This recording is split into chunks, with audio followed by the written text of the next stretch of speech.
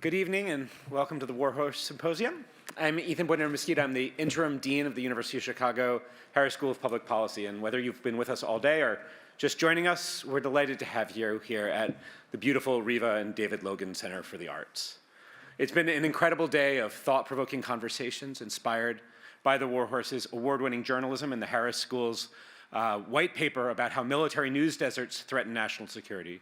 We've explored the intersection of journalism and public policy while promoting discourse and civic engagement about military and veterans issues across the United States. Our students have also had an opportunity to engage in this conversation today during a lunchtime panel sponsored by the University of Chicago Office for Military Affiliated Communities and the Military Affiliated Students of Harris. The panel allowed a group of military affiliated University of Chicago students and other students from across the US to explore themes of veterans in higher ed with Secretary of Veteran Affairs Dennis McDonough, retired US Air Force Major General and former POW John Borling, and US Army veteran and Medal of Honor winner recipient Jim McClone. Now it's my pleasure to introduce Thomas Brennan, who's the founder and executive director of the Warhorse News. Thomas is a veteran of the United States Marine Corps and served as an infantryman in Iraq and Afghanistan before studying investigative reporting at Columbia University's Graduate School of Journalism. His reporting has appeared in Vanity Fair, the Center for Investigative Reporting, and the New York Times. Thomas is the recipient of the Fourth Estate Award, the Edward R. Murrow Award, and the prestigious Robert F. Kennedy Human Rights Journalism Award.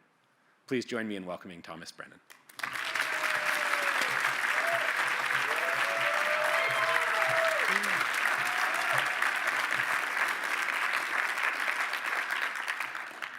Thank you, Ethan, for such a lovely introduction and for welcoming the Warhorse team to the University of Chicago for the inaugural Warhorse Symposium.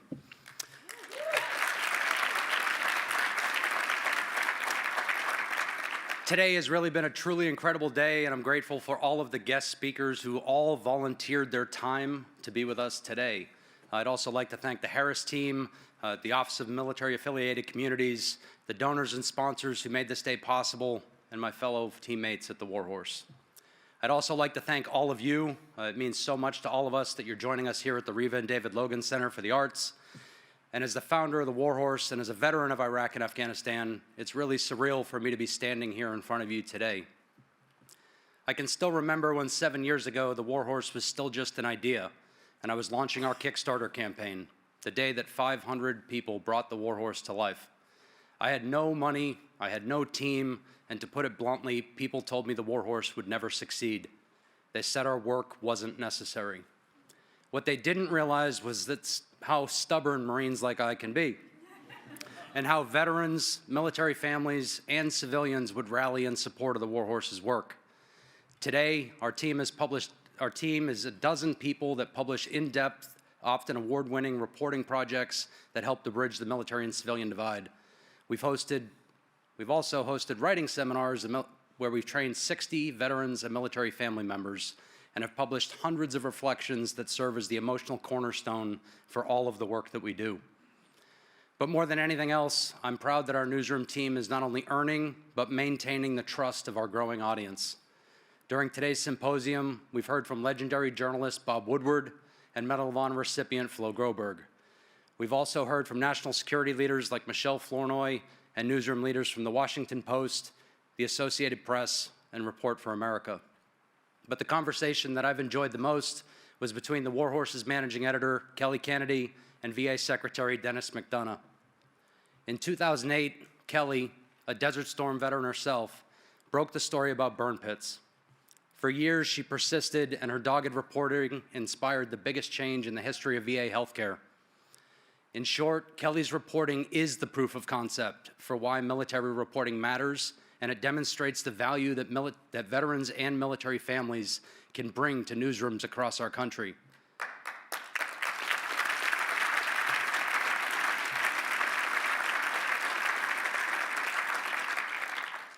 Kelly is a talented editor, she's a wonderful friend, and she's the person that introduced me to John Stewart. But what everybody here doesn't know is that John was the first person to say yes to participating in today's symposium without hesitation. Once John said yes, the Warhorse team got to work, and we continued to dream big.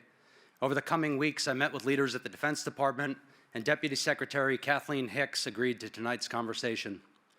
Many of the service members who helped make this possible are here in the audience with us today, and I'd like to thank all of you for helping to make tonight possible. The fact that these incredible leaders are here at the Warhorse Symposium still feels surreal, but it underscores the critical role that military reporting has on our national security.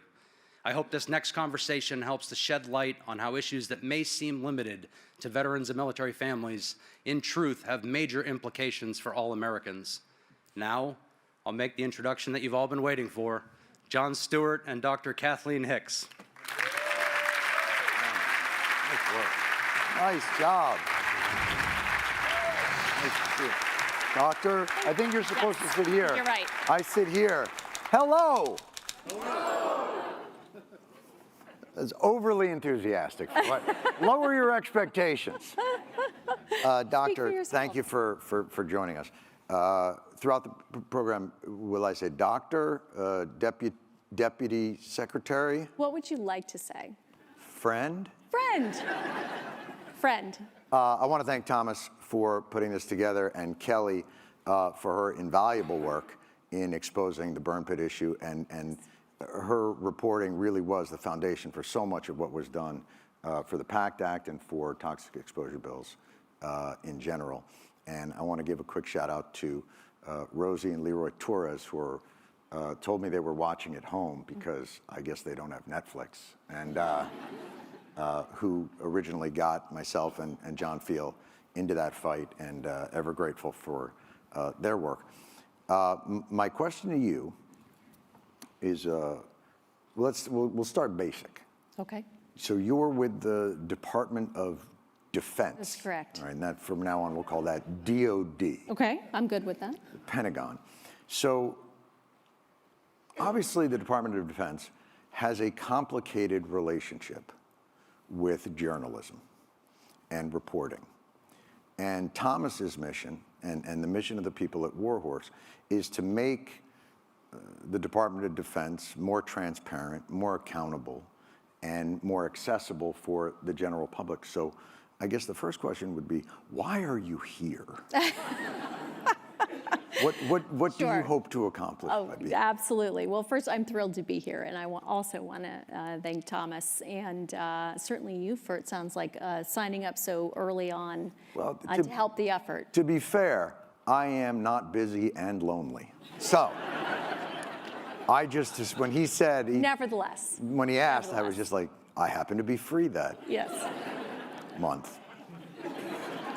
So here's the reason. I don't think we have a complicated relationship with the press. I'm going to stop you there.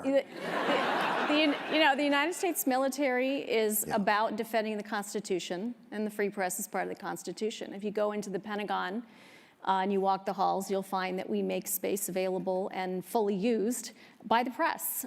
If you take a trip with the Secretary of Defense, you'll find the press is on that trip. We obviously have a press briefing room that we work from all the time. Right. And if you're on deployment operationally, there often can you find the press. So transparency is absolutely vital to both how we do our mission, and then to the point you made earlier on families and service members. You know, they need a voice as well, and the press brings forward their voice, and we need to hear that voice. So any major institution hears hard truths, and the press helps bring that, and that includes for us. We do like them to be truths when we hear them, so good journalism is really important. Right. Quality journalism, quality reporting, and we work very hard to bring facts to the table. But we want to have the press covering the stories for military service members, for their families, and of course issues of national security that we depend on. So you brought up something. What have you been frustrated with in terms of the journalism about the Pentagon, about the Department of Defense, and then I'll go.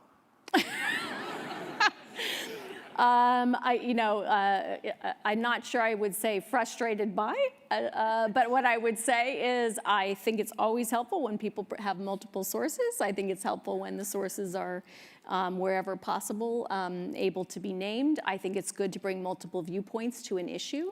Very basic levels of journalism that we don't always get to see, and I think, again, I don't think that's about what we see in the Defense Department. I think that's a broader issue for the nation. Right. And I think, You'll go. Yeah.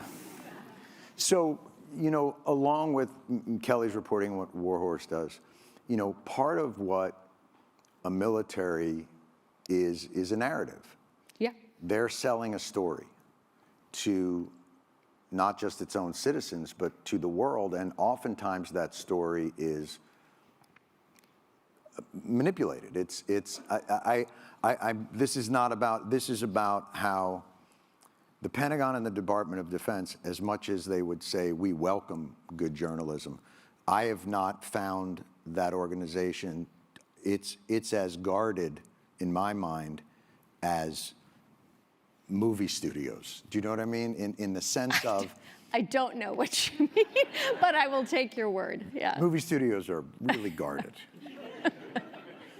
But in the sense that the hard truths are not necessarily beneficial to the military's mission. And I'm not just talking about Geraldo drawing, positions of troops in the sand as he stands astride a Jeep. I'm talking about Kelly's reporting on burn pits, which was resisted at the Pentagon and the DoD for years. It was really difficult to get the right information. And by the way, still to this day, we've had a hard time getting the proper, honest truth about what the testing was at those burn pit sites and what the exact things that go in there and what records they had on soldiers' medical conditions. So, and I understand the official position of the Pentagon is we welcome good journalism and we try it. But I know for a fact there are layers of people there that stand between journalists and information, and they do so purposefully.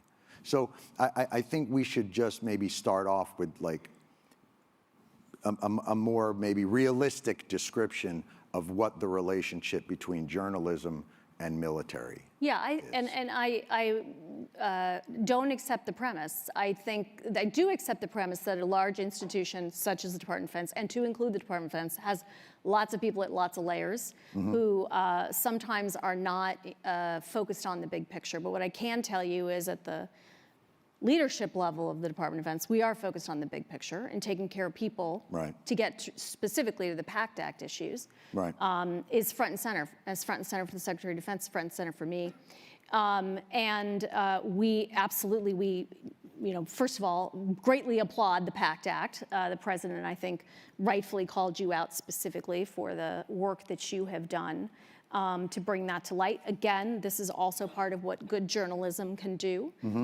Bring issues to light, get actual policy changes in, and then we can act on those policy changes. Are there sources of resistance at times to any change, to the policy change in particular?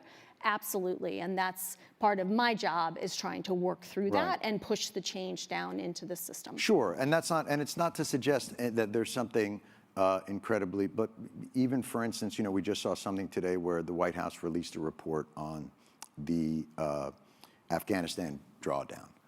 Now, they have a narrative that they would like to, and it is an administration line, and Warhorse and journalists are there to permeate that narrative so that we can get a more clear-minded truth to that. And I don't mean to be argumentative, but I think to suggest that the Pentagon embraces that is not actually so accurate, that they are there, especially the political arm sometimes, or the entrenched bureaucracy, but they are there to tell a story. And that story is generally more flattering to the military and not, you guys, there was $10 billion on a pallet in Kandahar, and we don't know where it is. Like, that's not, they resist that. I don't think that's being argumentative by suggesting that the Pentagon is not particularly embracing of those narratives. Yeah, and I have not argued with you. I'm simply saying to you Yeah. that I think all institutions, including whether it's the Defense Department, Right. an administration or others, they have to have that sunlight and transparency that journalism You think it's brings. helpful? I think it's helpful, and I think it's healthy. And of course, there will be differences, as there is in journalism itself, around where the narrative ought to fall along the facts. But I'm very confident about the focus we have at the top on trying to make sure that transparency can come in. That's excellent, and it's good to hear, because it hasn't been that way for got to be 250 years. So it's good. It's good that we're making that course correction. Good news is we didn't have a Defense Department until 1947, so I'm quite confident that it's not 250 years. I stand corrected. Back to the fact checking. Yes. No. These are things that would be helpful. Yeah. Very, very wise. What in your mind with this embrace? What would you say are the crucial issues then that you would like to see journalists digging into in terms of the Pentagon? Would it be surrounding the budgetary largesse? Would it be about military families? Where would you like to see the real energy of journalists, as they push through? Sure. I think the personal stories and personal experiences are really important. That can come through the lens of any number of major issues, or better said, it can illuminate many major issues. Let me pick one that's very important and part of why I'm here to answer your question. It's the 50th anniversary of the all-volunteer force. We used to, folks will remember, have a draft. After Vietnam, we switched to this all-volunteer force, and to maintain it and sustain it, we need to have people raising their hands, signing up and saying, I want to go do that. And that is vital to our democracy. That professional force has been absolutely outstanding. It's brought representation across the country, which a lot of people doubted it could do, representation across all sorts of classes and gender and races. Are you about to go woke? Because No. if you're about to start talking CRT, I'm going to have to ask people to leave. What I'm going to tell you is that great leaders at all levels build teams, and that's what we're about at the Defense Department. The all-volunteer force has been vital. But what we do need is to connect young Americans to the concept of service, and it's not just in the military. We're having challenges, nurses, doctors, AmeriCorps, Peace Corps. Everywhere you look, there's disconnectedness, and that's very, very challenging, I think, for the country overall. We have a major civics problem, and we in the Defense Department feel that in the recruiting challenges that we have. So what can journalists do? What can the media do? It can help to illuminate, yes, fairly and transparently, challenges that folks face in the military, but also there's a lot of fantastic things that come from military service. There's reward from it. There's sense of belonging, as I said, connectedness. There are folks who do spectacularly, of course, after military service, and highlighting those stories is really important. So I think having a kind of a 360-degree look at what military service means in this time and age. Do you think that part of military service has gotten short shrift from journalists, or do you feel like, something that's as independent? What I love about Warhorse is it's a lot of people that have served in the military that are also telling these stories and training people who've actually experienced it, as opposed to, I think the media in this country oftentimes are excited when they get to embed and they get to fly to a place and they get to sit in a tank.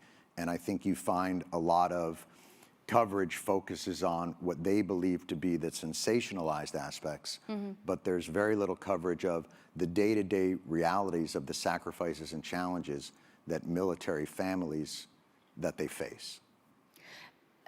I'm not sure there's a question there, but I'm going to answer something in there. Hold on. Oh. That they face? I think what I would say is yes, and first of all, veterans who are journalists, fantastic resource. We have to get beyond that just by virtue of the expanse of the challenges to be covered, the experiences to be covered, and the fewer the veterans, the more important it is for non-veterans to be also reporting on and learning this space. That's back to my disconnectedness piece.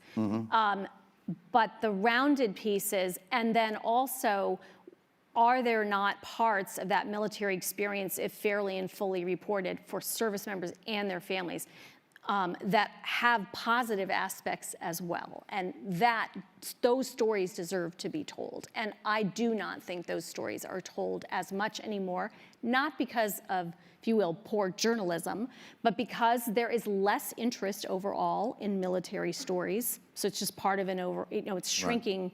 And there are fewer people to report on it, so there's less time and attention on the breadth of stories that are out there. Yeah, it's interesting. It's my feeling of American society is we fetishize service, but we don't know what it is. We know that at football games, oftentimes they'll bring out a veteran and everyone will stand and applaud. But when you talked about the all-volunteer Army, it is I think incredible that you can get such a vital fighting force or such a vital from all volunteer. But there's a dark side to that. And that is that the burden of military service and their families are borne by a very, very small percentage of this country. And they're not aware of the challenges and sacrifices. And as a political reality, one of the things that ended the Vietnam War, that made it so that our political leaders couldn't misuse the human capital that are the veteran population, is that it was a shared burden. Sure. An all-volunteer Army is, I think, as we've seen over these last 25 years, more easily manipulated around the world with not as much political blowback. I think the United States has to be a responsible power, and that includes how it uses its military forces. We can't do it casually, and we can't do it without humility. Starting now. Well, I think starting before now, but now is good too. I think that's an unassailable value that the United States needs to carry forward. We still have selective service. I wish to remind you, if the United States were to go to a major conflict. Are you breaking news? I am not breaking news, no. We have reserve components we pull in, and we also always have that selective service out there. I say that only because I don't want people to think the all-volunteer force is sort of alone when the United States has to make major decisions. They don't stand alone. That said, your fundamental point is correct, which is we have a smaller portion of the American populace involved in the military. Nothing inherently wrong with that. But we have to take a lot of cautions because of that. We have to connect it better to society. People need to understand the service. The more people are focused on service in general, the more military service has resonance. They understand it better. Mm-hmm. And again, I think the media, journalists, have a great opportunity here to help us build some of that civic connection. No, I think that's right. And I think, one of the difficulties with that has been, in my experience, that the Department of Defense, there's a strange disconnect between that and Veterans Affairs, that it's almost as though they don't particularly realize that all the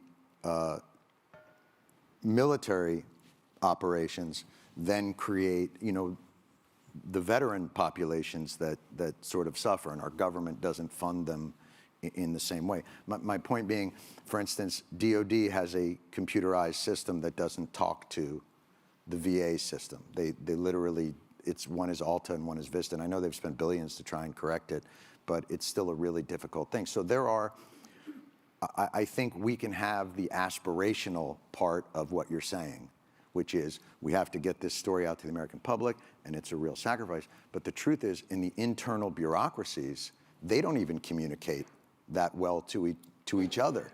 So we work very closely with VA. I was just over at North Chicago today with the acting VA deputy, focused on electronic health records. So I'm not sure why the premise is that the Defense Department somehow is doing something to VA that's preventing us It's not coming that they're- together. it's But not I that think they're there's a lot necessarily of focus doing on it. trying to get to that common Right. electronic health record.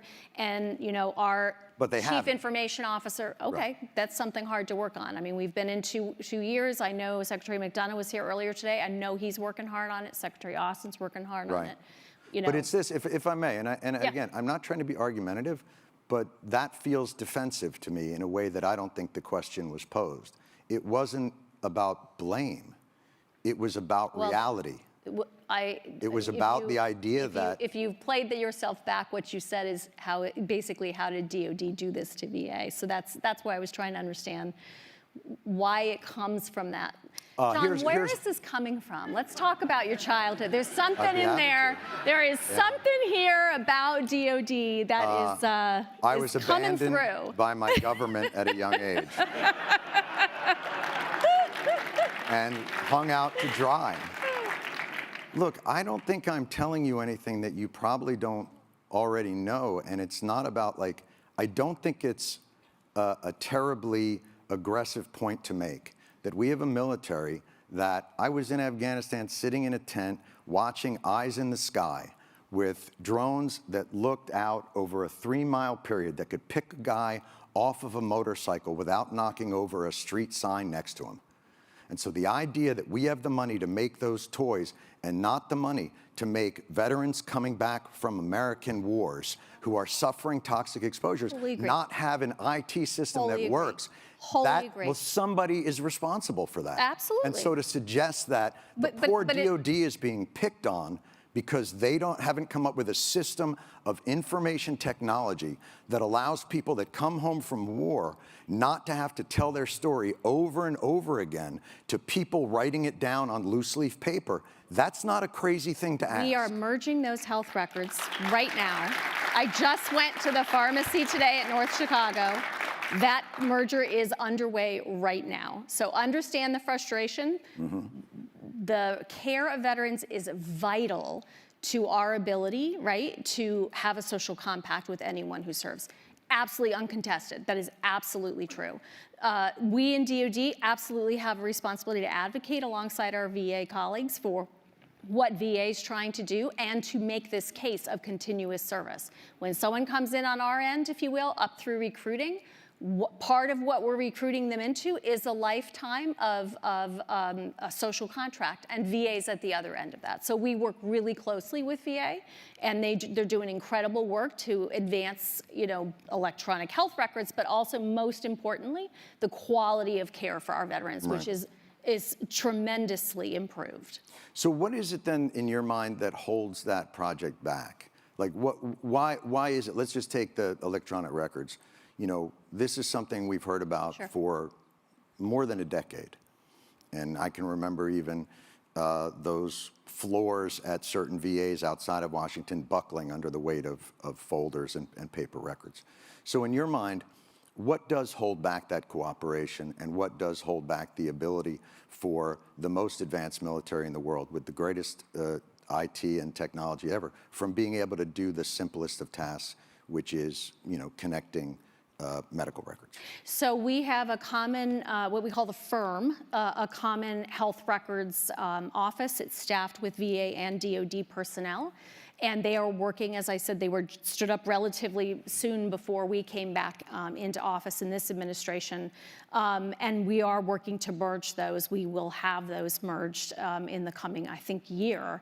On the DOD side, we have a contract approach that is about 90% done for electronic health records for the DOD side by June of this year. On the VA side, I think they have had more struggles. I think they would tell you. I will leave to Dennis and his team to talk about what their challenges have been. We have worked very closely with them to start to try to overcome their challenges. We're giving them a lot of assistance.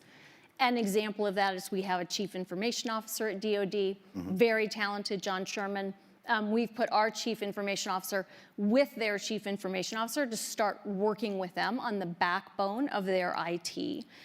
So those are some of the things that we are doing. And as I said, we certainly work to advocate with them in Congress. They have a different set of committees, as you're well aware, to make the case that they need that capability. So in your mind, is it a bureaucratic issue?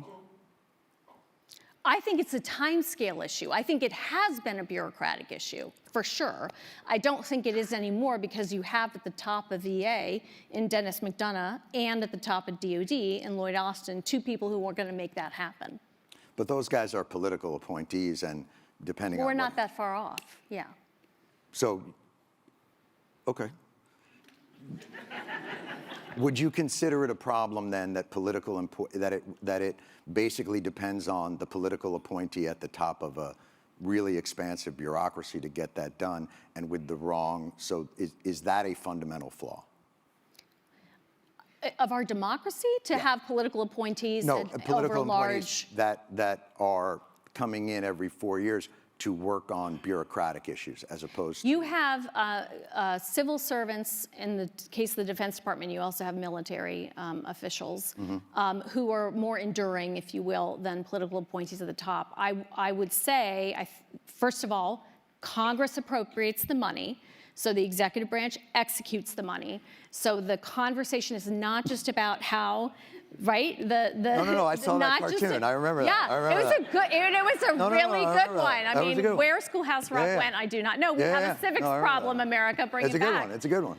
Well, so you absolutely need Congress, first of all, to help kind of set the tone and the resources and then the execution. I, on balance, believe it is best to have political appointees at the top of institutions because you drive in that way. How resistant are those bureaucracies? They can be very resistant. You can break through. How resistant is DOD? It depends on the issue. Yeah, I think you How about electronic records? No, not at all. Not at all. I just told you we're 98% implemented by June. I can remember this issue from like 2005. So it's like it's been a while. Yeah, sometimes it's hard when you're in that position. But let's flip it to, we talk about resources. One of the frustrating things in the PACT Act was Congress and DOD, those budgets, we've had 20 years of war. There was a Washington Post editorial, it might have been yesterday or the day before, and the thrust of the Washington Post editorial was, we've got a problem. And the problem is a ballooning budget for the VA through toxic exposures and through disability payments. And it was kind of wild to read because what it said was, since 2001, the VA budgets have exploded. And you were like, yeah, what happened then? Is that the Yankee Met series? What? And it was a weird disconnect that 20 years of war, and this is getting back to what I was talking about earlier. The 20 years of war creates 20 years of veterans. Veterans that are going to be going through some of the most difficult challenges of just reintegrating into a society and then also having all of these wounds that, to be fair, before these last two really good political appointees was a adversarial process for most veterans, made more difficult by an unyielding bureaucracy. So these folks come back from a war where they are forced to be their own lawyer, doctor, advocate. Their families are their caregivers. The pressure that had already been put on them. So you have all of these different challenges, and then you have a journalism status quo machine that is somehow suggesting that the veterans are the ones exploiting the system rather than the system exploiting their sacrifice. And I'm just wondering if we're talking about recruiting and making an all-volunteer army more strong, isn't that something the DOD should be fighting tooth and nail to debunk? Again, DOD absolutely has a dependency on veterans having the quality of health care they need and having the quality of life they need. No doubt about that, and we are constantly working with VA to advocate on their behalf because it's that wholesale cycle, period. So back to the journalism piece, I think DOD, you would find ready folks inside DOD, if journalists are looking for stories about how we can help VA or any veterans issues, we're happy to do that. Right. So it's not, in your mind, it's really more a question of, again, getting back to maybe the lack of understanding from the public about that, because one of the issues is that we faced was the Pentagon's reluctance to have money that could have been used for force readiness, sort of this idea that it all comes out of the same pot, as opposed to two separate pots. In other words, like... Oh, you mean you would wanted to create a pool of money, or like an authority that would have allowed... Well, yes, but the idea that the veterans are exploiting this system that actually just wasn't planned for it. In other words, if the Congress gives you $850 billion to go to war every year for a lot of years, and then the veterans have to fight for $20 billion on the back end, and there's resistance within the Pentagon that money may come out of their... That's the piece I would say. Again, I can only speak for this administration, and that is not a concern that we have. We are not trying to take money from VA, deny money from VA. We don't have... I am probably more than anyone in the Defense Department engaged in budget discussions, and I can assure you there is no trade-off that we are making between DOD and VA, period. Right. So there's no sense of within the bureaucracy that they have to protect. You know, in terms of, like, for instance, the Pentagon. This is going to sound bad. All departments have to pass an audit. Yes. Yeah. And there's really only one that hasn't. That would be ours. Yeah. Bingo. Yeah. So why?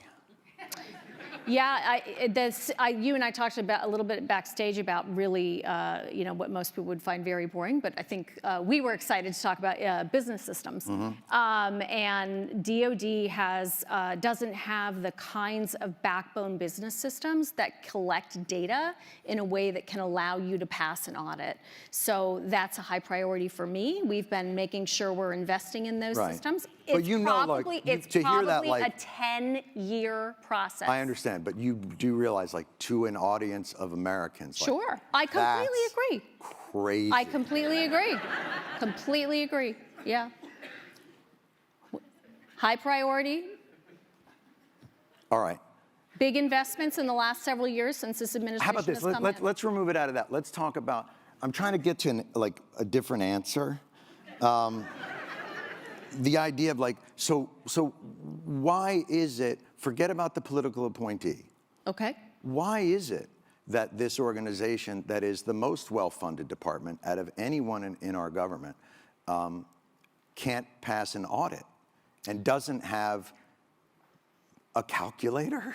So it's a big answer again. I gave you the IT backbone, but the scale is massive, right? So that's your point. Clearly, your point is you don't like the defense budget, which is fine. My point is, but half of that, of course, goes to support the very people. Directly goes to support the very people that you're interested in making sure get, well-fed, well-trained, well-equipped, and all of that. Half of it's just salaries and benefits, right? So we can have a defense budget talk if that's really where you want to go. But under the guise that you want to talk about audit. I wouldn't mind going there. Okay. Under the guise that you want to talk about audit, the answer is an organization of this scale, there is no comparable for trying to develop an audit like that. We have dozens of different specific audits we then have to pass, and so pulling each of those forward.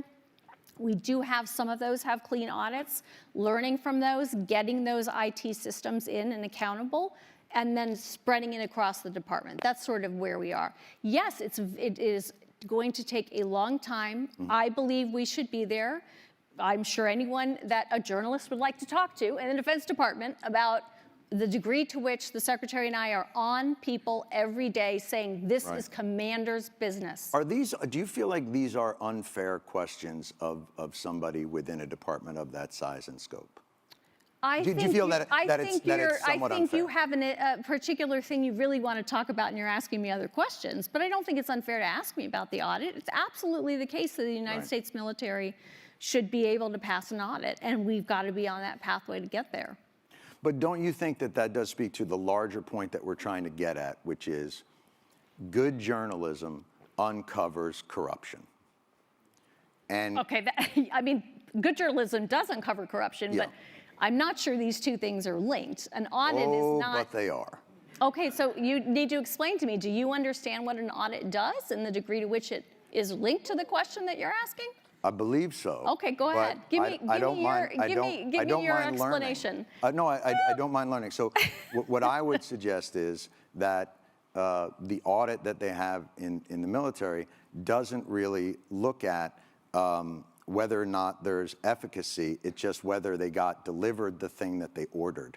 And that is any audit. That is any audit. That is true. But generally, those audits aren't $400 billion for Raytheon and $1.7 trillion for a plane that doesn't seem to be doing. Like, there is a lot of waste, fraud, and abuse within a system. Audits and waste, fraud, and abuse are not the same thing. So let's decompose these pieces please for a educate moment. me on Sure. what So an the audit is difference exactly what you just described, Yes. which is, do I know what was delivered to which place? Right. The ability to pass an audit or the fact that the DoD has not passed an audit is not suggestive of waste, fraud, and abuse. That is completely false right there. So what is now it it's a question of, it's suggestive that we don't have an accurate inventory that we can pull up of what we have where. That is not the same as saying we can't do that because waste, fraud, and abuse has occurred. So in my world, that's waste. How is that waste? If I give you $1 billion and you can't tell me what happened to it, that to me is wasteful. That means you are not responsible. But if you can't tell me where it went, then what am I supposed to think? And when there has been reporting, I mean, this is not, look, I'm not saying this is on you and that you caused this, but I think it's a tough argument to I'm pretty make sure I didn't cause it. an $850 billion budget to an organization that can't pass an audit and tell you where that money went. Like, I think most people would consider that somewhere in the realm of waste, fraud, or abuse, because they would wonder why that money isn't well accounted for. And especially when they see food insecurity on military bases, and they see... You want to talk about that? Because that's a good... we should be talking... I mean, Well, I'm trying to understand where you're trying to go, other than the dollars, which really bother you. I think it doesn't really bother me. I think it's all connected. Okay. I think tell when me that story. Tell me how you're thinking about that. When I see a State Department get a certain amount of money and a military budget be 10 times that, and I see a struggle within government to get people like more basic services, and then that department that got that, I mean, we got out of 20 years of war and the Pentagon got a $50 billion raise.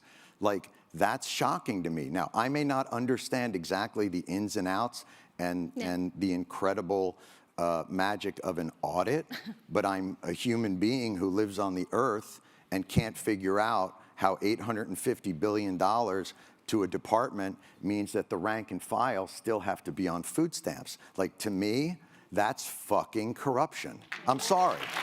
And if that blows your mind, and if you think like that's like a crazy agenda for me to have, I really think that that's institutional thinking, and that it's not looking at the day-to-day reality of the people that you call the greatest fighting force in the world. So I get back to this idea of like, I'm not looking to pick a fight with you, but I am surprised at that the reaction to these questions are, you don't know what an audit is, bucko. Like, that's just weird to me. Okay, on food insecurity, major priority for us. A lot of funds are going toward that. The biggest issues we have found, first of all, we have significantly increased funding on food insecurity. And we do think we are getting much better on that. We believe some of the challenges we face are not what you often think of as, food insecurity as hunger. They're really around, do we have food available, for instance, as people come on and off shifts? Is it healthy food? Those are the types of food insecurity issues we are seeing in and around our military installations. We have increased pay 2 times in a row here. We've done 4.6% pay raise last year. We've asked for a 5.2% pay raise this year. We've also increased basic allowances and increased housing and pay and other allowances. So overall, we definitely think we need to increase the spending that we are putting forward toward our service members and their families. We're putting our money where our mouth is. Another big area is childcare. Spending a lot more money on childcare. That includes both childcare facilities, and it includes benefit that allows folks to go out on the economy to get childcare and have that subsidized by the government. Those are all examples of ways we're trying to put money forward for our service members and their families. Is that the kind of thing, too, that, like, in a change of administration, could that go away, or is that made more permanent into the structural system? The pay raises are in law, so those don't go away. They can only go up from there. Certainly same thing on any kind of child care institutional development that we've done, for instance, new centers and things like that. The things that are more malleable tend to be what goes up and down with inflation, so we have some allowances that are based on inflation.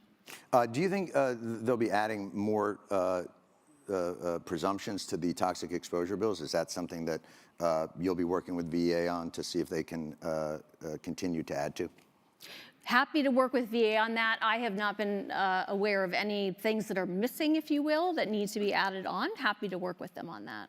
But I went to a PACT Act fair just a week ago in the Pentagon. We're enrolling folks all the time. We're taking active duty military, so they're not veterans, in other words, and we're saying, hey, start to look at this, start to see how you can enroll.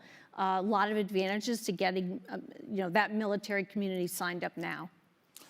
So for you, what will be the remaining biggest challenges you think for for your tenure there and moving forward?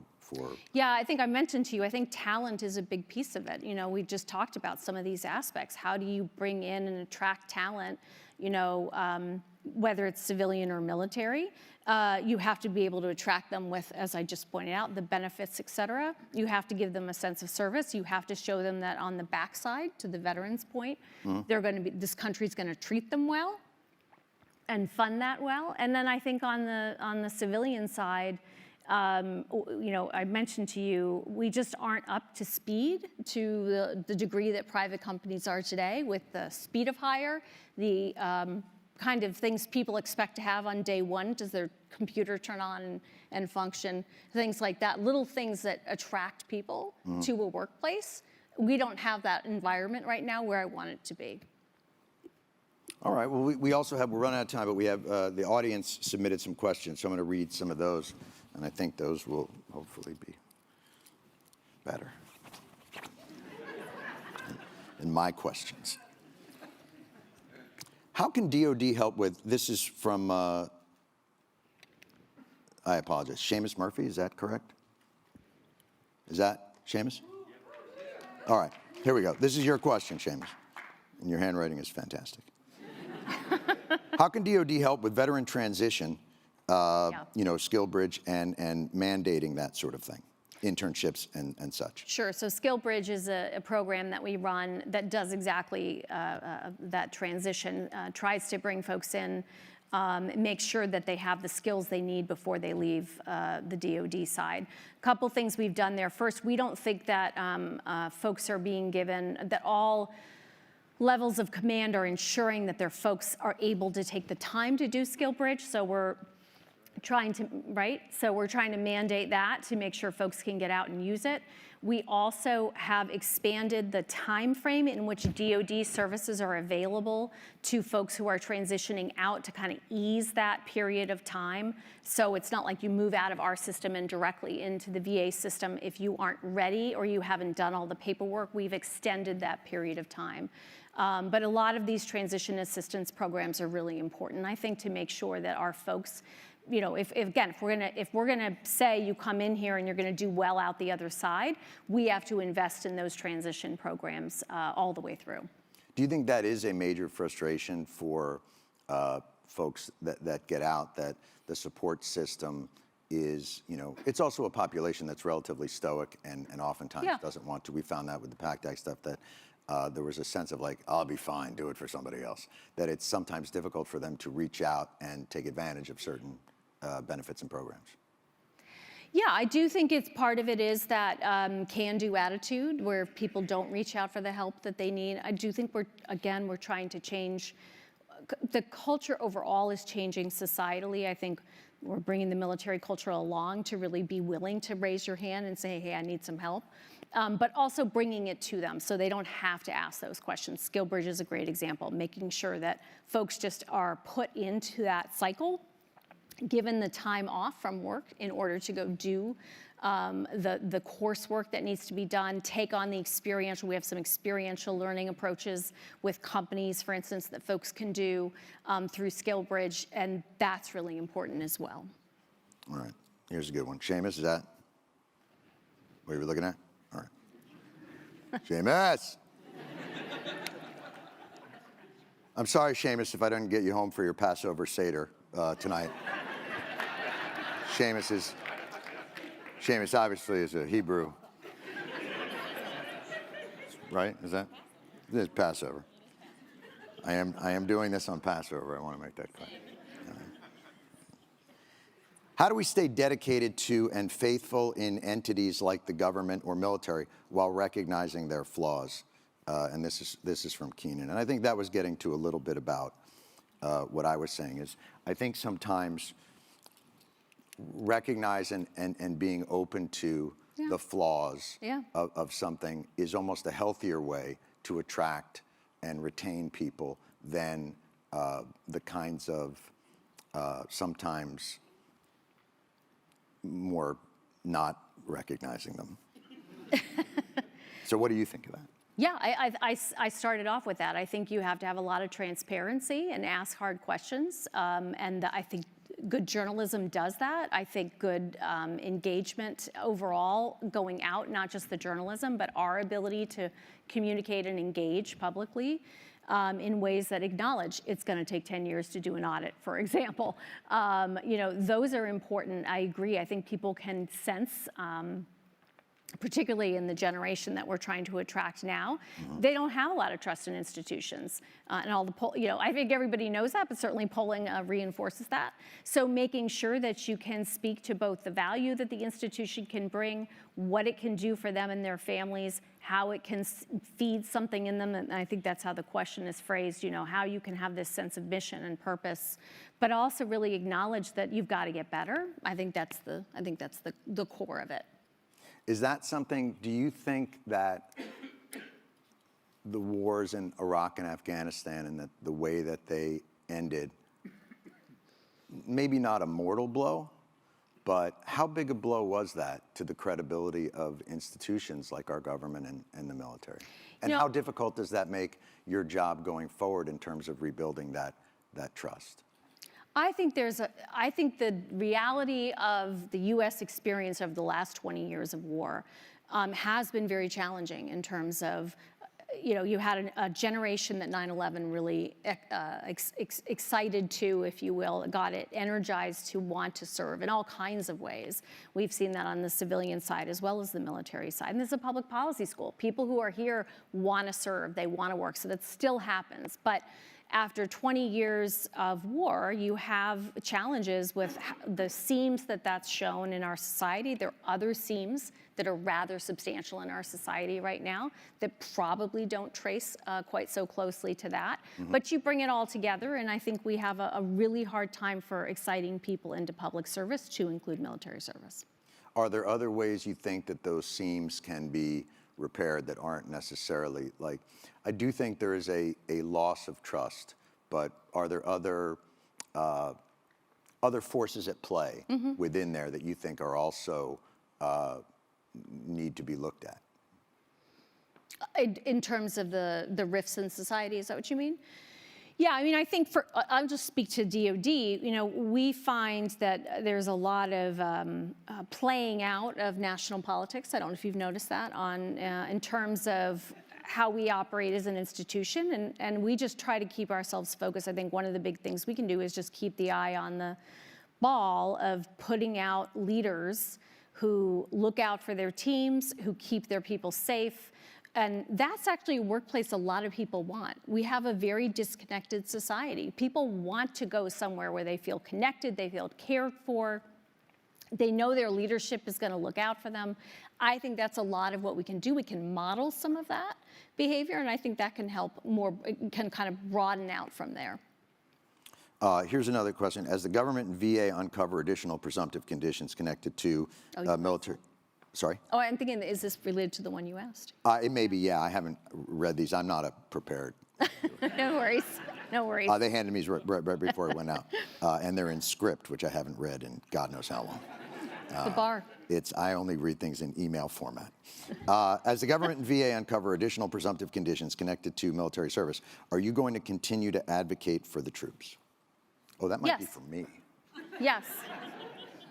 Oh, that might be for you. Yeah. Yeah. No.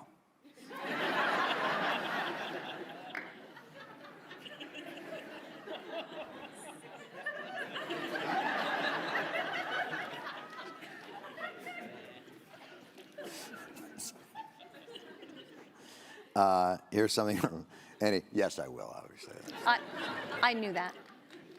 It was, though, I have to say, and that's, I think some of my discontent is forged by my experience in that arena. Yes. And I think it's really based on the difficulty that I saw so many good people, and Kelly uncovered this in many years, and I saw so many internal documents that spoke to not political appointees and all those things, but a corruption within an institution that was hiding, I think it comes from a place of 9/11 was the original burn pit, ground zero.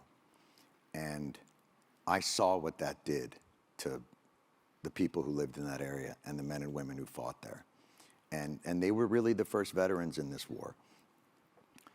And it took 10 years to get our government to recognize that breathing on top of a fiery jet fuel burning pit might not be good for you. And the EPA said the air was clean there 3 days into it. And when I saw the same thing happening, I mean, to be honest with you, when I went and visited Iraq and Afghanistan and I flew into one of those places, I thought it had just been attacked. And it was just a burn pit. I thought it was the enemy that had bombed it. And when I found out it was our country's own contractors and that they had sovereign immunity, like this all boils down to me believing that this system was designed to exploit the men and women that they were raising up as heroes. And it brought them home and made them fight against the very government that they had been overseas sacrificing and defending. So I do apologize. I come from a place of this, I'm not going to get Al Pacino, but like, this system is out of order. We're out of order. This whole room is out of order. And so that's where this is. When you say, like, what are you getting at? Yeah. I think that's what I'm getting at. I think it's what you're getting at, too. And I think you should be incredibly proud of the work you single-handedly. Not proud in the slightest. I provided air support to men and women in the trenches. You should be incredibly proud but here's that what you brought voice I'm to more people who sad. needed voice. I'm Of course, because it incredibly should sad. never have taken that. That's never should have taken that. Totally agree with you. And so when I look at an institution, and you're not responsible for it, but I think the questions have always, for me, are how can we make this machine less corrupt and more responsive to those who so desperately want to uphold the values that cause them to join in that sacrifice in the first place. And that's my overarching thought, because I think if you can figure that out, boy, they'll be knocking down the doors to not be part of a war machine, but to be part of something that they think you want to make this country be something that's worth defending. Absolutely agree with that, yeah. And I think we in the Defense Department own a big piece of that, how to be something worth defending. And so does the rest of society. And I'm not saying that as a dodge. I'm saying that because we're going to be a small percent for all the reasons we just talked about. You know, we're not going to suddenly be 40% of the American public is not going to be in the military. We need to get the whole of society to recognize the sacrifice and to make sure no one is taken for granted and that there can't be corruption that allows for people to be, you know, abused over time. Right. So I think that's a really Yeah. positive place to sort of end on, and a more hopeful place. So I think the conversation would be, in your mind, how do we begin that? Yeah. What part of that, on a more practical level, can we, as you know, look, we've got really energized young people in Yep. this room listening to this conversation, saying we're actually going to hopefully be a part of building that new machine. So what parts of the system that you have identified where you think, to them really, not to me and not to the administration, that they would look at and say, this is what you're going to have to dismantle, and this is what you're going to have to rebuild? What I would say is there is incredible opportunity for all those students who are out here. I was a public policy student just like you were. I was, by the way, in the Pentagon on 9/11. I sucked in a lot of toxic air myself. I mean, I'm very proud to have served in national security, whether you're national security, health security, public policy, environmental security. You can and you should be making a difference. And you can do that in the way, John, you just framed it in terms of unearthing problems. You can also do, which we need, and you can do it by bringing new solutions. And that we really need as well. And we need folks kind of to self-actualize and make themselves available, volunteer, do a federal job, that's great, a state job, a nonprofit job, or just be active in your community. And for those of you who are willing to decide to serve in the military, reserve, active, guard, we can make a difference if we work as a society to bridge those challenges that we've had in the past. Is there something in your mind? I always wondered about this. Is there a way to give the men and women in the military and their families a more equal footing to the lobbyists, to those who, I remember when they were working on one of the military bills, and there were 650 military lobbyists, and there's only 535. Like, each congressperson got their own lobbyists, and I thought, oh, that's the problem with poor people. They've just got shitty lobbyists. That's there. So I'm wondering, is there something in your mind that can help elevate the military spouses and the military families that can allow them better access? How do we democratize that access so that their issues of food insecurity and caring for their spouses and military suicide are given the same audience as, we just developed a laser that shoots out of a tank's butt, like that, like those lobbyists? How do we balance that? And by the way, I've seen the pictures, they're amazing. I think a lot of the questions you're asking, honestly, are beyond DOD. Sure, and they're I get beyond my that. writ on national security. They're on campaign finance reform, and they're on Right. the way in which we write ethics rules, on Capitol Hill, and that is beyond my areas of knowledge. What I will say is there are support organizations, military and veteran support organizations that we listen to all the time. I meet with, the Secretary of Defense meets with, very active engagement. I do think there are great advocates for military families on Capitol Hill. And, as Phenomenal ones. yeah. I've worked with them. They're Yeah, tireless. And they're making real changes happen. You mentioned food insecurity before. That's an area. Child care, we get a lot of help on spouse licensure to make sure spouses can, work from even if they're moving. Reproductive health care, lots of different areas where we get a lot of support from Capitol Hill. So I don't want to paint it all as sort of, not supportive of military families. I come from a military family, and I feel that support, and we see it certainly in the way we're legislated. Very nice. That's pretty much our program. Is there any final thoughts that you would like to impart? I really did welcome the opportunity to come. It is the 50th anniversary of the all-volunteer force. I think, this is the kind of dialogue we have to have, right? We have to be able to talk about the challenges we face as a society and certainly as a military. And we have to be getting better. I think we're getting better, but we need Americans to come along. Very nice. And my final thought to all of you is, and that's why I think an organization like Warhorse is so crucial. It's independent, it's outside of the status quo, it's outside of the system. It can have these tough conversations, but it is not owned by it. And I think, we have a status quo that is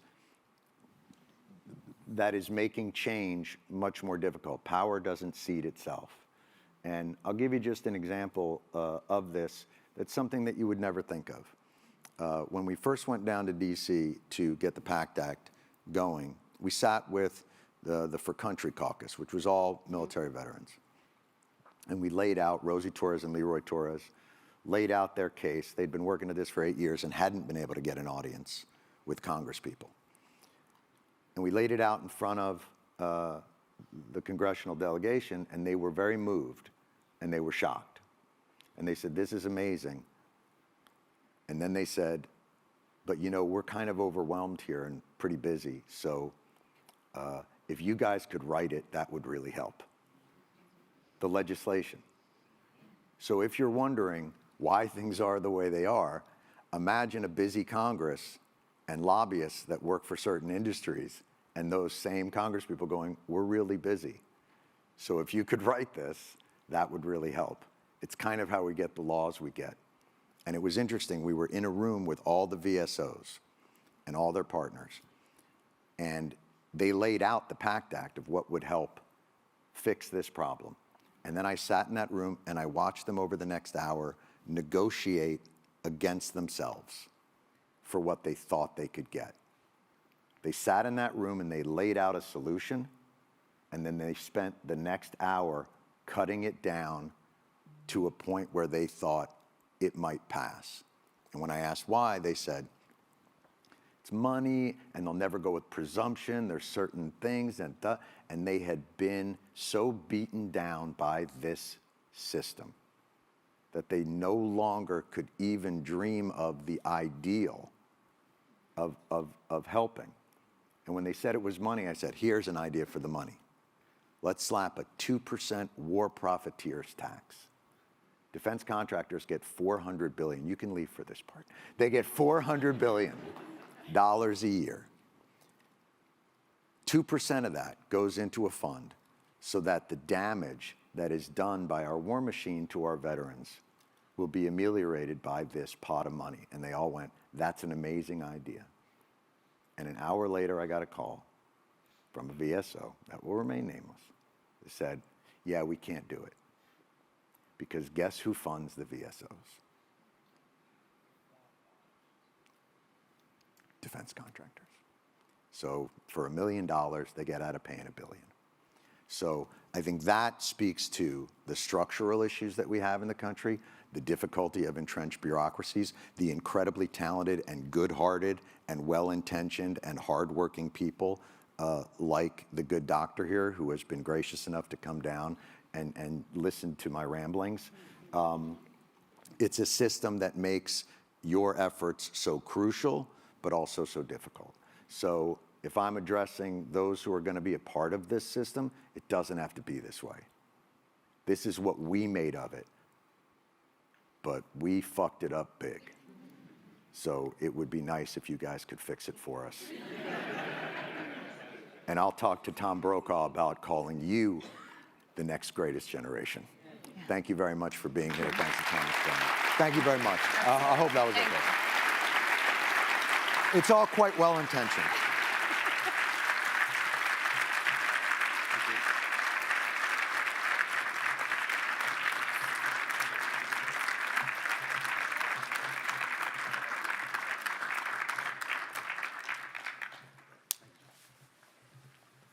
Thank you, John, and thank you, Dr. Hicks. Your participation in the inaugural Warhorse Symposium means so much to me and so much to our team. I hope that each of you in the audience today leave this conversation with a better understanding of the human impact of military service and a desire to bridge the military and civilian divide through continued conversation. Like John said during his remarks, our country fetishizes service, but we don't know what it is. And like Dr. Hicks said, journalism can help rebuild civic connections that have eroded in our country. Part of how you can help us improve that understanding is by sharing the Warhorse's work. You can subscribe to our newsletter, and you can foster conversations. Talk to your friends and family about today's symposium. Tell your friends about our work. Take action in your community to support local journalism. And if you're able, donate to the Warhorse so we can continue the work that you experienced today. You can help the Warhorse have a bright future, and you can help veterans and military families reconnect with the communities we served. The conversation starts today, but it's up to you to keep it going. Thank you, and have a great night.